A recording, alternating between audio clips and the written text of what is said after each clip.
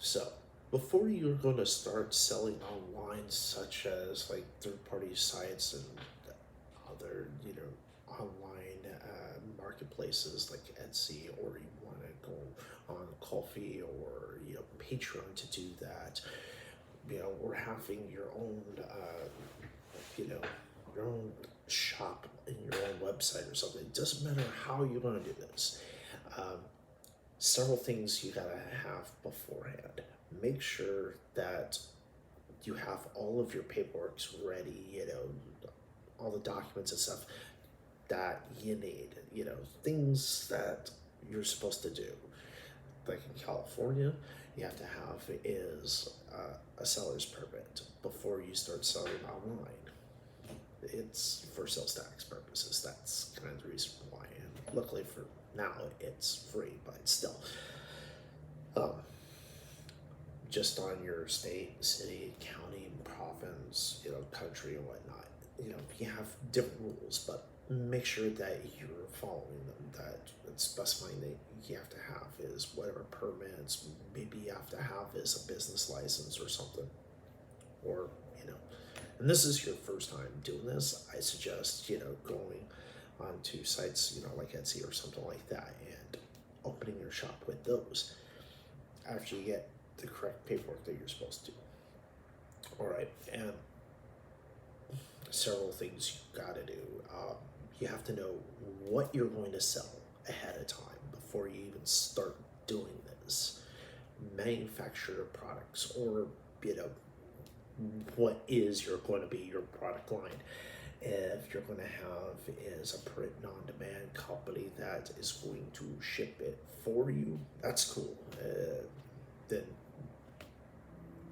Then set up the whole thing like that. But things is you have to have is mock-ups of your product, no matter what kind of product. If it's a digital product, yeah, or even physical. And also you have to write the description and all the details and all the exact information that is necessary to sell the product, such as describing what it is, its sizes and whatnot, and material, whatever, and including is when it's going to ship, from purchase to, like how long will it ship from purchase date.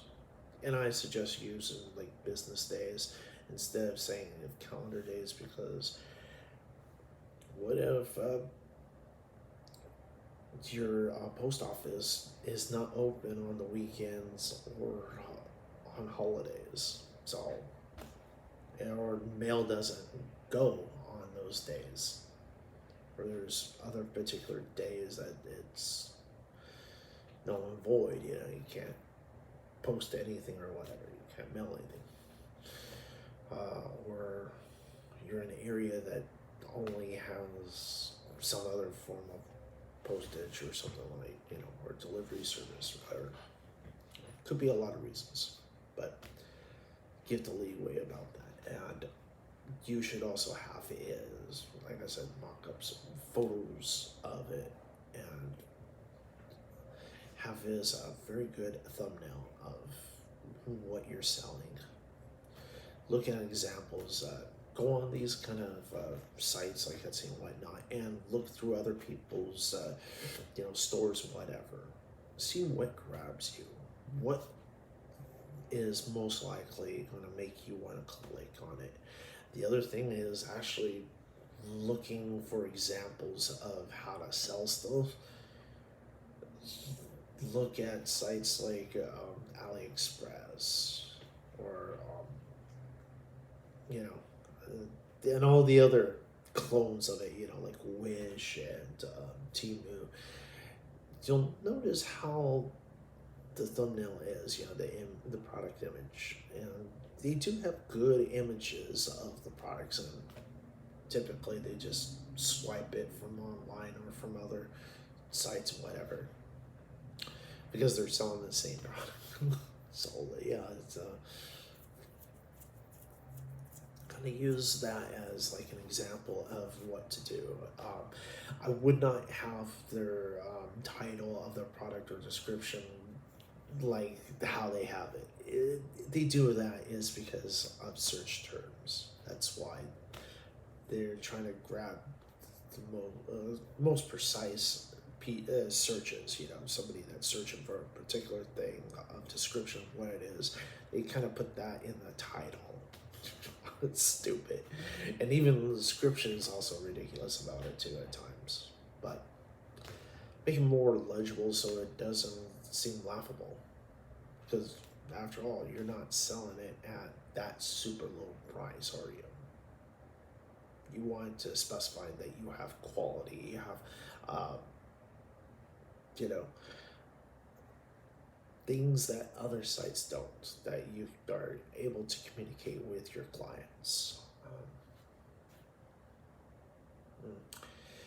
You gotta do a lot of this stuff ahead of time before you actually open up your shop. And no, yeah, make sure that what is your shop, like the art banner, the backgrounds and stuff, if it allows you to change such things, then do that. Personalize it, including your avatar, your icon of what is your store, as it were, you know. So, yeah, just do these things before you actually open it up and start. So, these are things that a lot of these YouTubers online that say, "Hey, here's 10 ways to succeed at this shop," or "This is how much I made within a month doing this." They don't tell you that they prepped. And my videos on what I do with Ko-fi is showing you what happens when you don't prepare. And that's just kind of it. So you get what you put into it. If you did not prepare for it, you're going to fall onto the wayside until you get everything set up. So you want to start making sales. Most likely you're not going to have a lot of sales within the first couple of weeks, but you want to know how to do this. There's several ways. One is advertisement. If you was a big following online, then direct people to your store. Like if you had a following on Instagram or Tumblr or MySpace, if you have a fan base on MySpace for some reason, or you were on any of these other sites, like Twitter, or that's if you can afford Twitter now. Threads. Threads is going to be a thing. It's like, I still think people are going to still say that they tweet it, even if it's on Threads. Just, I posted on Threads. Yeah. So, even YouTube or Twitch or whatever. Direct people to your shop. Build up more of a fan base, advertise your products. Don't do something that people would hate, is like constantly bug people, say, buy my merch, buy this, whatever. No less if that's kind of your thing, that you're making a joke about it. But yeah.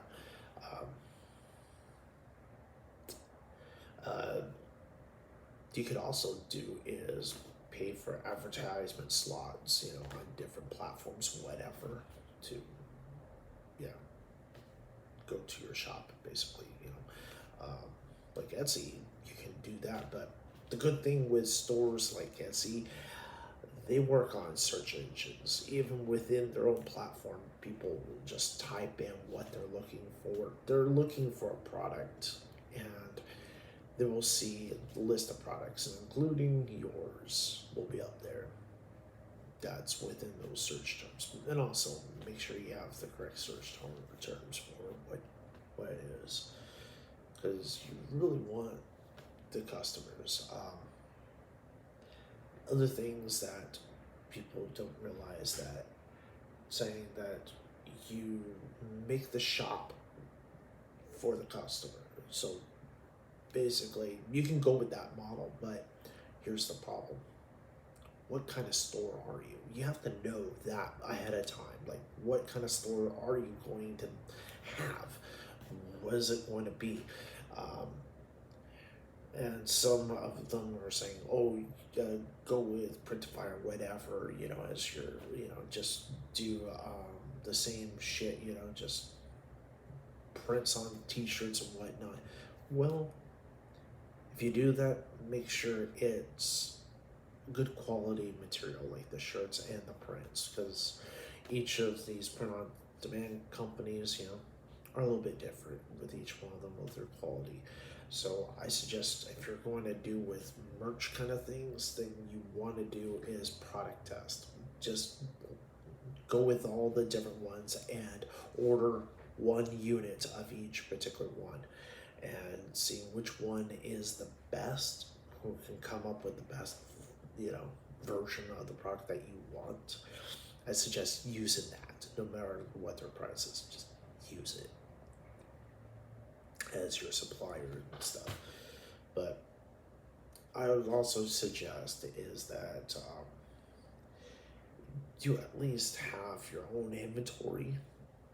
Even though you're hooking up with them, have an inventory of the material, so in case of your supplier can't do it and whatnot, because a lot of times it connects with it, you can still take the orders and ship it to them, to the customers. And it's kind of a little safety net, more or less, and today a lot of people forget about that. The other kind of thing is, niche products. That could work for you, but you gotta see what actually sells. But my suggestion is that whatever you're wanting to sell, then go for it. Like, if you're an artist, I suggest doing is prints and stuff like that of your artwork. And if you really want, you should have like two sets of these things. One is a signed autograph version, that's numbered. You sign so many and that's it. And also specifying that it's a limited amount and set your price. And I do suggest that with each one that you set a limit, is like how much is your inventory, whatever. You can do this with a lot of the sites, specifying this is all I have at this moment, So you don't come into the problem where that, well, you don't have the products and on time and whatever, you can't ship it out, because sites like Etsy, your customer base, if they're not happy with the product, or if you're late or you could ship, a lot of times they will give you bad reviews and will literally take your shop just from bad reviews, even though you gave them a refund, you explained, that your supplier can't meet it, ran out of that material or whatever it is, or the company, the print-on-demand company you're working with doesn't, went out of business, or something happened, their supplies ran out, or whatever it is. But yeah, people are people. They will do is give bad reviews. Yeesh. Anyways, so you have to think about that. That's why I suggest always have is a stockpile of the material. Don't hoard a whole mess. But also, if you can't afford to do that, then just set a limit specifying, only have X amount of units and that's it. Don't make it like a huge number. Just make it a small, simple number, something less than 100, you know, just to be safe as you're starting. Um, and also, if you're going to sell books that are yours, make sure that you copyright it in whatever country you're in so you don't get ripped off. And a lot of companies that print books, whatever, you can self-publish it. You don't have to go to a major publisher because a lot of times they'll do is say no. But if you go on a self-publishing company or whatever, you can look at the ones that work for you, has the best price and the best customer service with you. Find out which one does the best. My suggestion, like if you're in the US, make sure before you go to any of these sites, you have some copyright of your book. Some of them actually do the copywriting for you. They handle that, and it would be yours. The copyright would still be yours, but at least you'll be handling it as you're producing your book, to get self-published. So there are some companies that do this. Plus, I suggest that you get your own ISBN number for your book. The reason why is that why you want to own your own. By the way, you should buy it in packs, not like single, because you'll see the prices that even though that a pack of 10 costs, like 200 something, and almost $200 is just one ISBN. It's like, what the hell? So get it in bulk. It'll be cheaper in the long run. Saying, well, I'm just only publishing one book. Yeah, you might end up being a series, so best to have extras. You never know. So the reason why I suggest you buying your own ISBN number is that you can take your book and publish it at other, self-publishing companies and stuff, and you can have it listed as whatever company that you created as your publisher, as the actual publisher. The other companies would just be basically printers. But a lot of these self-publishing companies and stuff, they have the option that you can have is a free ISBN, which means is it's free for you, but they own the ISBN, and that means only they can print your book. Nobody else. They would have absolute rights over printing that book, unless if you make additions or whatever, like corrections, then you have to have is a new ISBN number. Or let's say originally with that company, you was free ISBN, and it was a hardback, but you was also wanted soft cover. But you can actually do is get your own ISBN number for the soft cover one. So you can print anywhere with the soft cover instead of the hardcover, whatever. Yeah, whatever you end up doing. There's also some of these companies also do is have the option of you paying for an ISBN number or a bucket load of these things, like about 5 or 10 or 100 or whatever of ISBNs, along with printing services, which means is that you own your ISBNs outright, and you can use any printer as well. There's some that do that. You just have to actually look on that. And so let's say that you print your books like that and you want to do a sell on Etsy with your book, yeah, you can. Um, just print copies of your book, you know, having a whole mess of them and then selling them, or if it works with Etsy or whatever service that you're working with of having your shop, a print on demand company as it were, and they can do that. It all depends, what companies you work with and how you're going. Um,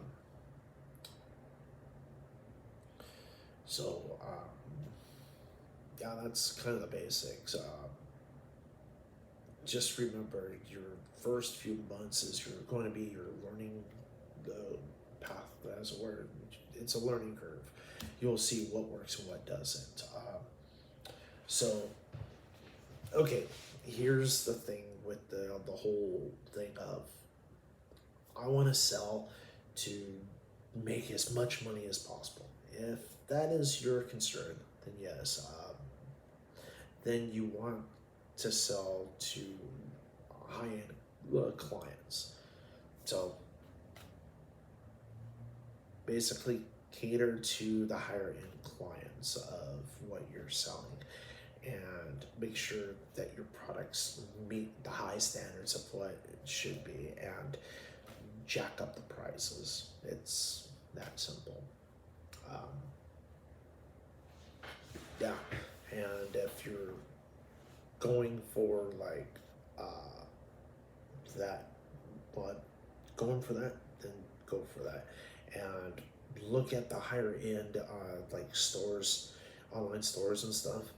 See how they design their sites, down to the text, the descriptions, and how they lay out their pages for their products, and then go for that.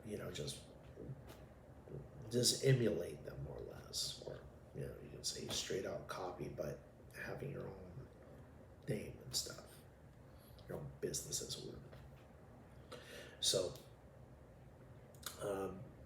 but I don't suggest you go for niche products that, because that can end up being is a higher gamble than, than doing what kind of everybody else does. But make sure that you stand out, that you're different, as it were. If you're working on Etsy, it's basically a big old marketplace and people are just searching for products. They're not actually searching for your store. But when they end up going on your store, there's very few that end up doing that. Then they can see the layout of what you have. But no matter what kind of shop they have online that you're creating, make sure that everything is cohesive. That, in other words, not a jumble of random shit, Don't have your topics flip-flopping from one end to another or whatever. You don't want your store to look like a bargain bin, those big old bins filled with all mess of mix match crap inside. Yeah, you don't want that. Organize your products of how they're listed and stuff, or what you're selling, really. Just make sure everything goes together so it doesn't look like trash.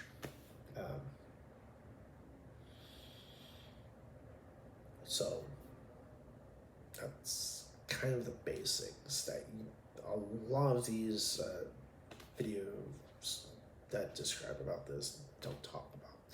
A lot of times they like to show you a bunch of graphs and say, hey, look how much you can make.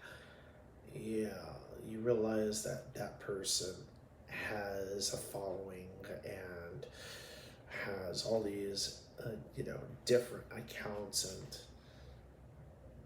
do you have any of that?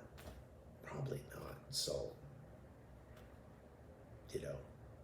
your whole thing is going to fail based off of that. If you're So just make sure you have quality products at affordable prices, because people are cheap bastards, just to let you know. And if you're selling high-end quality products, then cater towards the high-end customers and have is good, clear customer service. That's a big selling point, especially online. Um, and with the niche products, I really suggest not to do so, unless if, let's say, your niche products is handmade items that you created, then I say go ahead. But make sure that descriptions, everything, like I said before, is all set up beforehand. You written it out correctly, and also taking good images of your products and whatnot, and have mock-up shots and stuff like that of your products, so it looks good as work. Um, yeah, it's because people are visual, and if it looks good, they want to buy it, and that's kind of what's going to happen. And put out your name out there. You know, advertise online. Do Twitch videos of stuff. You've seen those Temu commercials and stuff. Do something like that, showcasing your products. Use your TikToks as that. Have like a complete separate channel. A TikTok channel that's just for that, or have is a YouTube channel and create commercials and put them out on YouTube Shorts. Why not? Advertise your stuff, because the more people end up knowing about your products, the better you'll be off of being able to sell the stuff. And if you're some sort of creator and you want to give something to your fans, as it were, you have a shop that you want to sell merch to, then go for it. Advertise that, but if you're going to do it, just don't sound like you're desperate or whatever. Just have a blurb at the end of your videos or whatever, your streams. You can even do beforehand specifying, hey, I have a merch store, just, the information or whatever, the links are in the description or in the bio or whatever. Make sure everything has links and tags and whatever, so people could get to your store much more easily. Probably even specifying of your products, or showcasing, examples of your stuff. Saying, hey, you want to buy this, whatever it is? Well, it's now for sale on my merch store. Just go for that. So, just a little advice. Take it or leave it, but don't go in thinking you're going to be a multi-millionaire or that you're going to beat the system, because most likely you're not. You're just going to fail. It's just how it is. So just be very prepared to sell stuff before you start selling.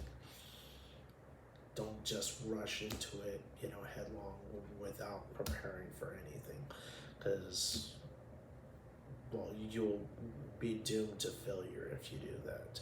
And look at my videos on me opening up my shop at Ko-Fi,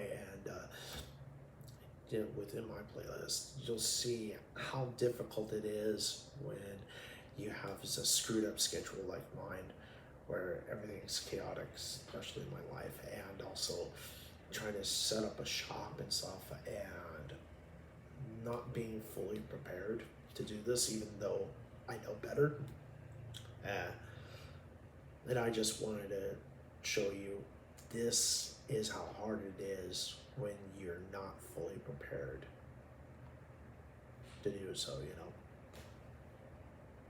it's a good example of what things you should do and definitely not do, you know.